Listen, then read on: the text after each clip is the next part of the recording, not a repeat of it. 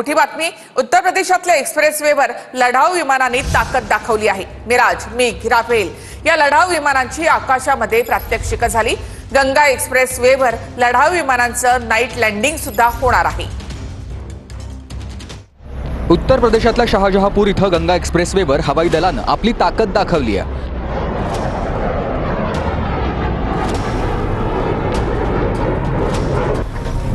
धुळीच्या वादळात 15हून जास्त लढाऊ विमानांनी एक्सप्रेसवेवर टच अँड गो केलंय।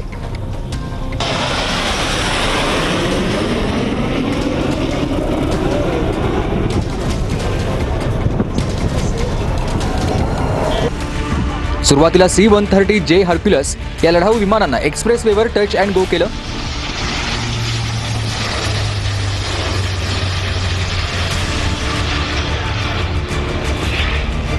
त्यानंतर मिराज, मिग, राफेल या लढाऊ विमानांनी आकाशात प्रात्यक्षिकं दाखवली। फक्त AN-32 या लढाऊ विमानानं एक्सप्रेसवेवर लँडिंग केलंय। लँडिंगची सुविधा असणारा गंगा एक्सप्रेसवे देशातला चौथा एक्सप्रेसवे आहे। रात्री याच गंगा एक्सप्रेसवेवर लढाऊ विमानांची नाईट लँडिंग होणार आहे। नाईट लँडिंगची क्षमता असणारा गंगा एक्सप्रेसवे देशातला पहिला एक्सप्रेसवे आहे। जवळपास 2 तास लढाऊ विमानांची प्रात्यक्षिकं सुरू होती।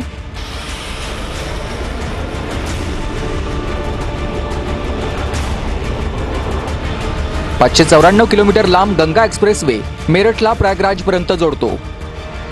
गंगा एक्सप्रेसवे 36,230 कोटी रुपये खर्चून बांधण्यात आलेला महत्त्वाकांक्षी प्रकल्प आहे। तर भारताच्या भीतीने पाकने हाफिज सईदचं लोकेशन बदललेलं आहे। पाक लष्कराचा केंट परिसर हाफिजचा नवा अड्डा असल्याची माहिती समोर आली आहे। ISI आणि पाक लष्कराने हाफिजला सुरक्षित ठिकाणी नेलेलं आहे।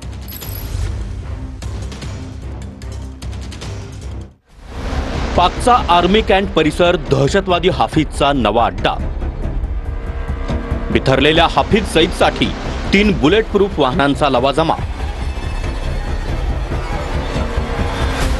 पाक लष्कराचा कॅम्प परिसर हा दहशतवादी हाफिजचा नवा अड्डा बनलाय। हाफिज सईदला 4 महिन्यांपूर्वी कॅम्प परिसरात हलवल्याची माहिती आहे। पहलगाम हल्ल्यापूर्वी ISI आणि पाक लष्करानं हाफिजला सुरक्षित स्थळी हलवलाय। हाफिज सईदच्या सुरक्षेसाठी लष्कराचे माजी अधिकारी तैनात आहेत। हाफिजसाठी 3 बुलेटप्रूफ वाहनांचा वापर केला जातोय। भारताच्या ॲक्शन मोड नंतर हाफिजच्या हालचालींवर पूर्णपणे बंदी आली आहे। दहशतवादी हाफिजचा ड्रायव्हर देखील AK-47 बंदूक वापरण्यात चतुर आहे। दहशतवाद्यांना संरक्षण देण्यासाठी पाक सैन्याकडून सर्वतोपरी उपाययोजना करण्यात आल्या। लॉन्चिंग पॅडवरून दहशतवाद्यांना हलवलं। दहशतवादी नेत्यांना शहरांमध्ये बोलवण्यात आलंय। भारतानं पाकिस्तानच्या दहशतवाद्यांना शोधून खात्मा करावा। सीमेवर टार्गेट ऑपरेशन। अमेरिकेनं लादेनला मारल्याप्रमाणे भारताचे विशेष दलही पाकिस्तानच्या माहितीशिवाय अशीच कारवाई करू शकतात। स्मार्ट ड्रोन हल्ला। इस्रायलच्या धर्तीवर भारत स्मार्ट ड्रोनच्या माध्यमातून दहशतवादी अड्डे उद्ध्वस्त करू शकतो। स्थानिक नेटवर्कचा वापर। भारत पाकिस्तानातल्या दहशतवाद विरोधी नेटवर्कला सक्रिय करू शकतो। स्थानिक नेटवर्कचा वापर जेणेकरून थेट युद्धात न अडकता दहशतवाद्यांचा खात्मा करता येईल। Surgical strike. कोणताही पुरावा न ठेवता दहशतवादी नेटवर्क उखडून टाकण्यासाठी सर्जिकल स्ट्राईक केलं पाहिजे। तर तिथे पाकिस्तानमध्ये इम्रान खानला जेलमधून सोडा अशी मागणी त्याच्या समर्थकांनी केली आहे। इम्रान खानच्या समर्थकांकडून तब्बल 34 लाख ट्विट्स करण्यात आलेत। पाक लष्कर प्रमुख असीम मुनीर आणि पाक पंतप्रधान शहबाज शरीफ यांना इम्रान खानच्या मदतीची अपेक्षा आहे।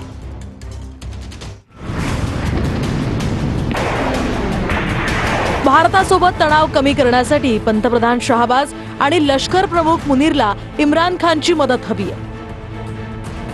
इम्रान खान सध्या पाकिस्तानच्या जेलमध्ये बंद आहे। 4 माजी लष्करी अधिकाऱ्यांना इम्रान सोबत बोलणी करण्यासाठी पाठवल्याच्याही बातम्या समोर आल्या। तर मुनीरला इम्रान खाननं पुलवामा हल्ल्यानंतर ISIच्या चीफ पदावरून हटवलं होतं। इम्रान खानला जेलमधून सोडा अशी मोहीम इम्रान खान समर्थकांनी ट्विटरवर उघडली आहे। असीम मुनीर, शाहबाज शरीफला इम्रान खानची मदत हवी आहे. भारत पाक मधील तणाव कमी करण्यासाठी मुनीर आणि शाहबाज शरीफला आता मदतीची अपेक्षा आहे. भारताकडून पाकिस्तानला आणखी एक दणका देण्यात आलेला आहे. यामध्ये पाकिस्तानी क्रिकेटर्स, कलाकारांचे सोशल अकाउंट्स भारतात बॅन करण्यात आले. तर पाकिस्तानचे पंतप्रधान शहबाज शरीफ यांचं युट्यूब चॅनल सुद्धा भारतामध्ये बंद करण्यात आले. पहलगाम हल्ल्यानंतर भारत सरकारनं सर्व पाकिस्तानी कलाकारांवर बंदी घातली आहे. त्यानंतर आता पाकिस्तानी कलाकार आणि क्रिकेटर्सचे सोशल मीडिया अकाउंट सुद्धा भारतात बॅन करण्यात आले.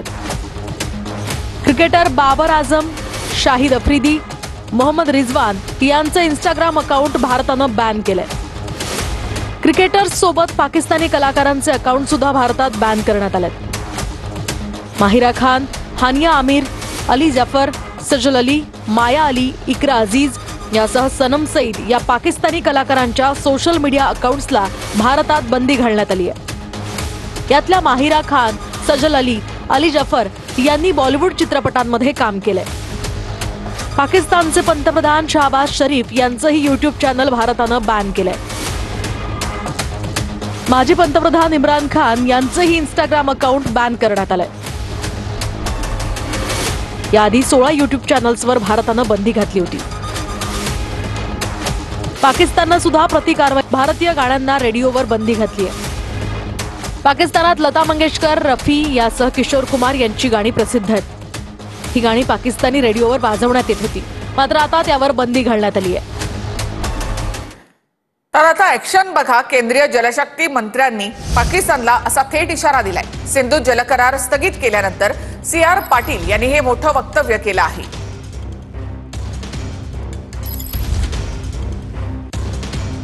आणि आता ह्या टाइममध्ये पाकिस्तानचा काही विचार तर बोलला सिंधू करारावरच खूप चर्चा सगळी सुरू आहे.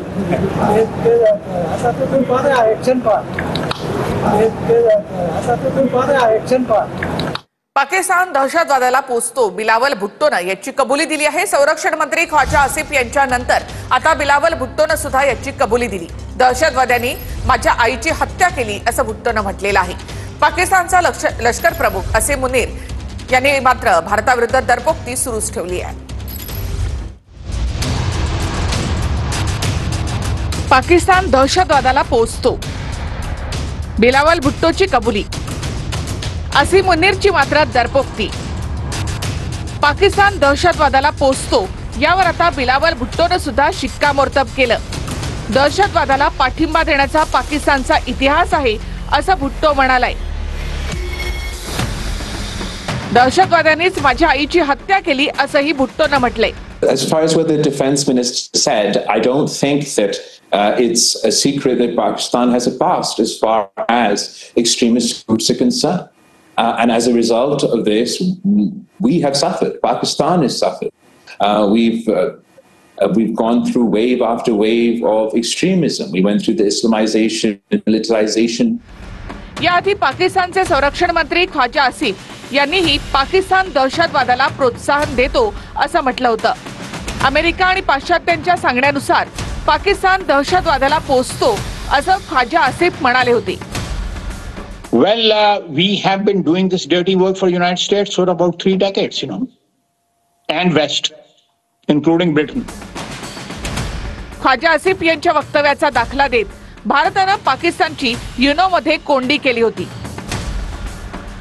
The whole world has heard Pakistan's Defense Minister Khwaja Asif admitting and confessing Pakistan's history of supporting, training and funding terrorist organizations in a recent television interview.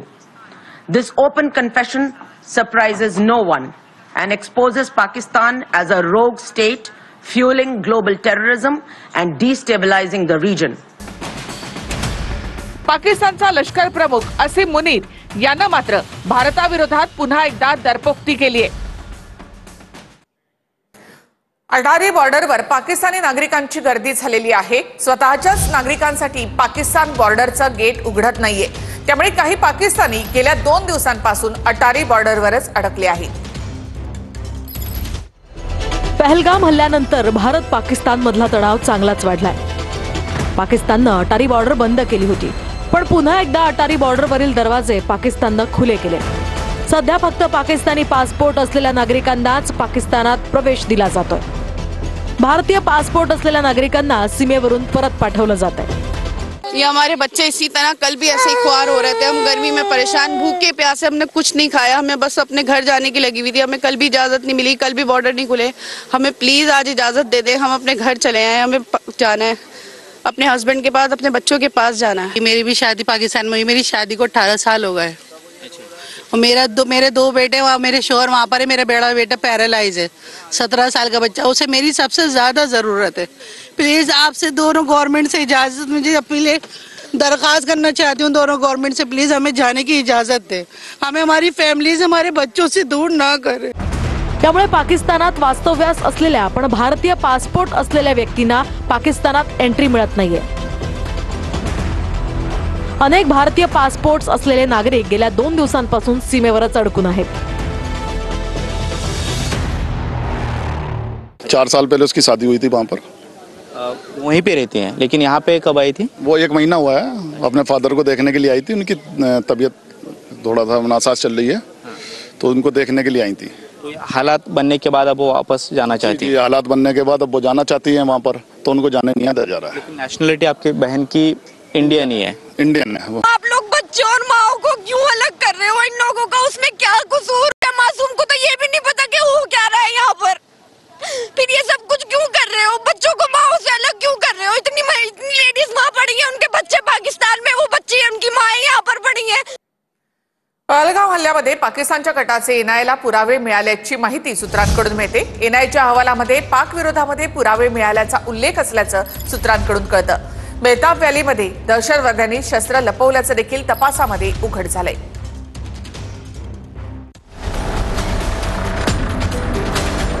आतापर्यंतच्या एनआयए तपासात काय? एनआयए कडून बैसरन व्हॅलीचं 3D मॅपिंग आणि recreation करण्यात आलंय. एनआयएने जवळपास 150 लोकांचे जबाब नोंदवले. घटनास्थळी रिकामी काडतुसं मिळाली आहे. रिकामी काडतुसं तपासासाठी एफएसएलला पाठवण्यात आली आहे. ओव्हरग्राऊंड वर्क्सच्या कॉन्टॅक्ट लिस्ट तयार आहेत. ओव्हरग्राऊंड वर्क्सवर कारवाईची तयारी सुरू झाली आहे. पहलगाम हल्ल्यात पाक दहशतवादी संघटना लष्कर, आयएसआय आणि पाक आर्मीच्या षडयंत्राचे पुरावे सापडल्याची माहिती सूत्रांनी दिली आहे. दहशतवाद्यांनी बेताब व्हॅलीमध्ये शस्त्र लपवली होती अशी ही सूत्रांची माहिती आहे.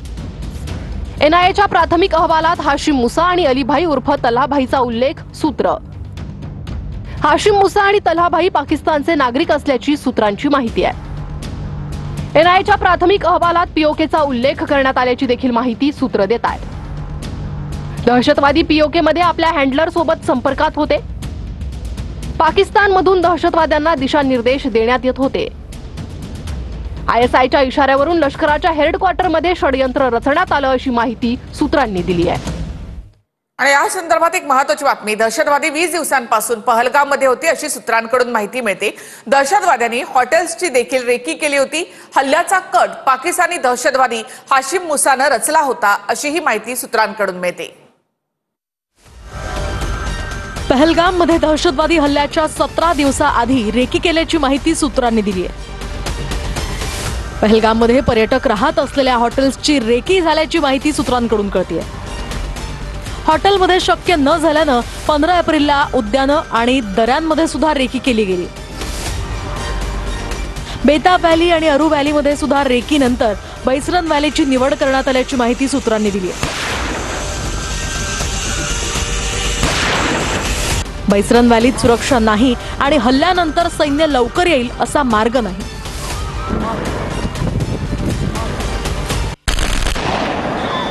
15 मिनिटे गोळ्या झाडल्या, 26 पर्यटकांना मारलं आणि जंगलात गायब सुद्धा झाले. शक्य तितक्या पर्यटकांना मारण्याच्या उद्देशानं दहशतवाद्यांकडून रेकी केली गेली.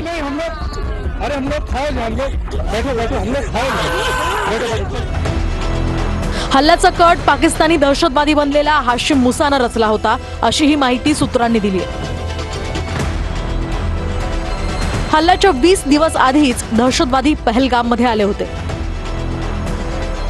स्थानिक मदत आणि कामगारांच्या मदतीनं लक्ष्य निवडण्यासाठी रेकी केली गेली असंही सूत्रांकडून कळतंय.